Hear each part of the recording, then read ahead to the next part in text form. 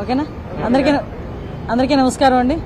ఈరోజు ఒకసారి విజయవాడలో ఉన్న ఈ సబ్ జైల్ పరిస్థితులు ఎలా ఉన్నాయని చూడటానికి ఇక్కడ కొంచెం సడన్ విజిట్కి రావడం జరిగింది.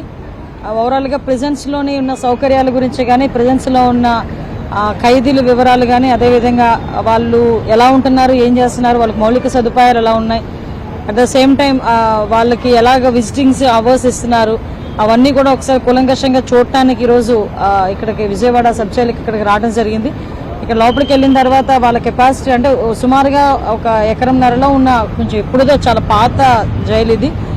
ఇప్పటికీ కూడా మౌలిక వసతులు మ్యాక్సిమం ఎక్కడ కూడా ఇబ్బంది లేకుండా చూసుకునే బాధ్యత కూడా తీసుకుంటున్నారు. ఓవరాల్గా అందరితో కూడా మాట్లాడడం జరిగింది. వాళ్ళకున్న వసతులన్నీ కూడా ఎలా ఉన్నాయి, ఏం చేయాలని అది కూడా చూడటం జరిగింది. కొంత ఇండెంట్ కూడా డిపార్ట్మెంట్ వాళ్ళు కొంత ఇండెంట్ కూడా ఇచ్చారు. ఎందుకంటే ఈరోజు ఈ మధ్యకాలంలో జరుగుతున్న నేపథ్యాలు కానివ్వండి, కొన్ని ఆరోపణలు కానివ్వండి, ఆరోపణల దృష్ట్యా కంపల్సరీగా మేము కూడా ఒకసారి వాచ్ చేయాలి, ప్రెజెన్స్ అన్నింటినీ కూడా విజిట్ చేయాలి, అక్కడున్న మౌలిక సదుపాయాల గురించి అదే కాకుండా అక్కడున్న అధికారులతో కూడా ఒకసారి మాట్లాడాలి అని ఒకే ఒక ఉద్దేశంతో మేము ఇక్కడికి రావడం జరిగింది. ఈరోజు ఇక్కడికి వచ్చి అన్ని కూడా క్లియర్ కట్గా మేము ఇన్ఫర్మేషన్ అని తీసుకున్నాము. ఫర్దర్గా ఇక్కడ ఏ మౌలిక సదుపాయాలు కల్పించాలి, లేకపోతే ఇంకా ఎటువంటి ఇనిషియేషన్స్ తీసుకోవాలి, అవన్నీ కూడా కొంచెం చర్చించి మేము అందరం కూడా నిర్ణయం తీసుకుంటాం. ఎందుకంటే ప్రిజన్స్కి సంబంధించింది కొన్ని వివరాలు మేము బయటకు చెప్పకూడదు కాబట్టి కొన్ని సందర్భాల్లో ఇంతకు మించి మేము ఎక్కువగా మాట్లాడలేం. అది ప్రిజన్స్కి సంబంధించి.